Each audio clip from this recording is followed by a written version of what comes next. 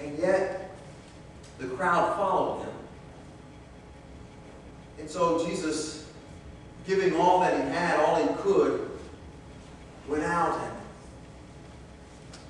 and took care of the needs. He had compassion on the people. But the time had slipped away. It had gotten late. And the disciples were worried because it was a deserted place. There was no place near where they could get food for these people, or the people could get food for themselves. So they came to Jesus and they said, send these people away so that they can go into the neighboring villages and buy food for themselves. But Jesus had a different plan. Jesus said, you give them something to eat. You give them something to eat. Now, can you imagine the disciples? There are some estimates that there were upwards of 10,000 people present at this place. 10,000, say 5,000 men plus women and children. So you got to think at a minimum we're looking at 10,000 people gathered around, pressing in this area, trying to see Jesus. And Jesus says, you give them something to eat. The disciples weren't ready for it. They hadn't planned for something like this. They thought they were going someplace where there would be nobody. Jesus was trying to get away. And even if they had thought that there would be people to feed, how could they afford food for 10,000 people? And if they could afford food for 10,000 people, how would they carry it? How would they get it there? How would they ferry it across the Jordan? Across the river, the lake, wherever they were. How would they be able to do that?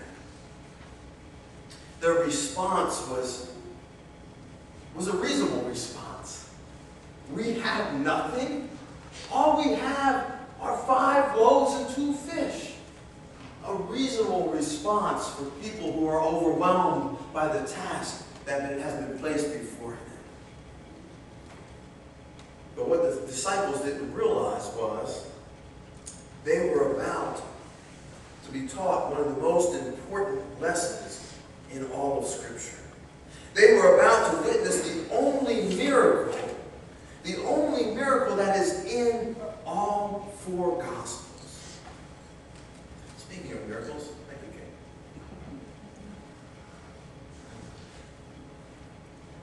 The lesson is a simple one to learn, but it's a hard one to put into practice.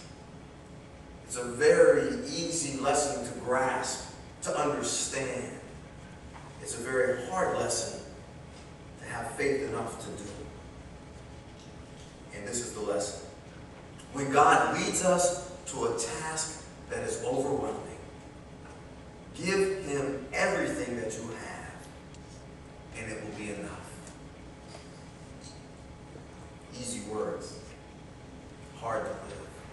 But we see this same lesson played out in other places in Scripture. We see it in the Old Testament when Moses asked God to give him a sign to take with him to the Pharaoh in Egypt to prove that he was speaking for his God Elohim, Yahweh. Remember what God said to him? God said, what is it that's in your hand? And then God took that simple shepherd's staff that Moses was carrying, what he already had, and he transformed it into a powerful tool. So powerful that Moses even used it to part the Red Sea. When Elisha was working with a widow who was had financial troubles, he asked her, what do you have? And she said, all I have is just this little bit of oil. And Elisha said, well, go and borrow some jars, some empty jars from your neighbors, from your friends, and gather them into this place. And so she got all of these jars together, and then she began to pour her little bit of oil in these jars, and it never ran out until all of the jars were filled. She gave what she already had, and it was enough. It's the same today as it was then.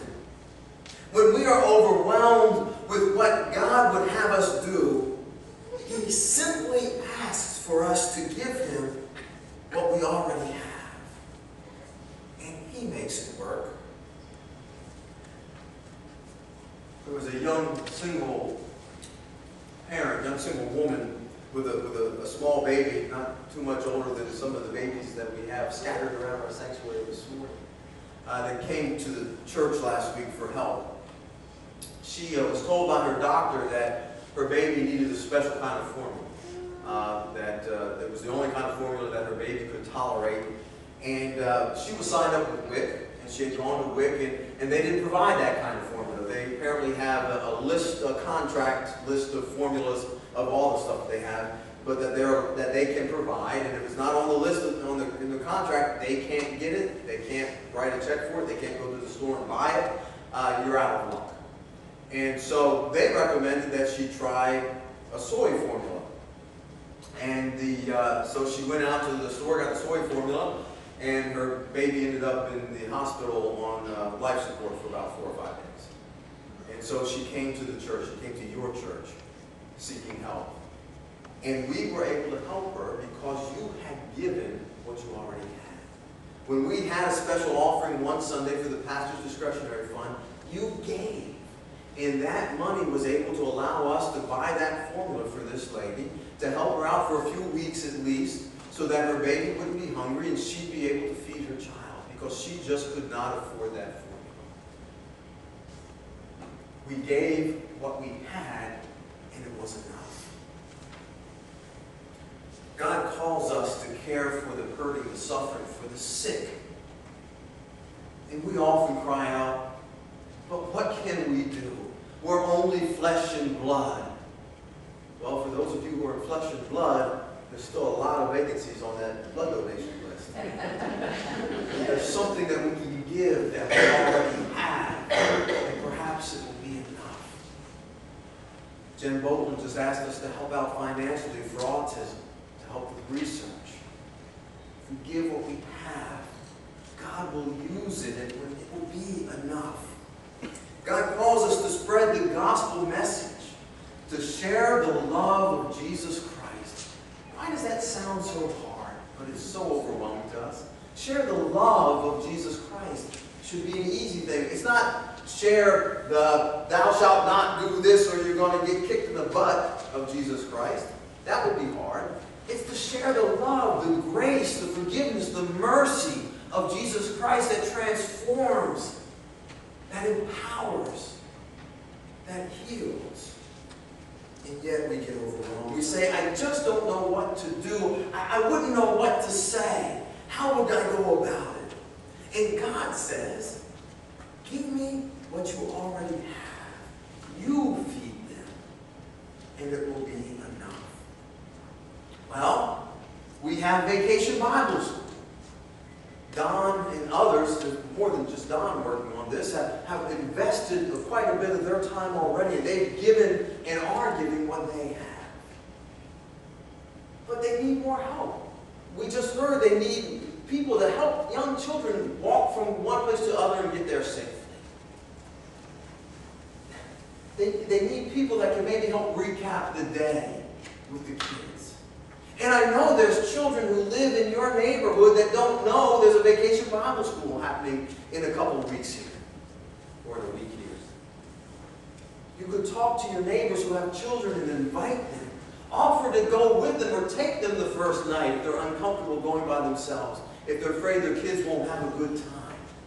It's something that we can give because we have it to reach the world for Jesus Christ. We're also involved with this Harvest 08 crusade in Philadelphia. What a wonderful opportunity. We're lined up with over 300 churches in the greater Philadelphia metropolitan area. And there's some stuff that you can do that will reach people for Jesus Christ if you just give a little bit of yourself. I'm going to ask you to do several things that will help with that. And one is to pray. To set time aside and pray. And there's a prayer card. If you don't have one, we can get they're out on the table there. We've been handing these out, so a lot of you should have them already. If you lost it, or if you crumpled it up and threw it out on your way out, grab another one. All we're asking you to do is list up to 5.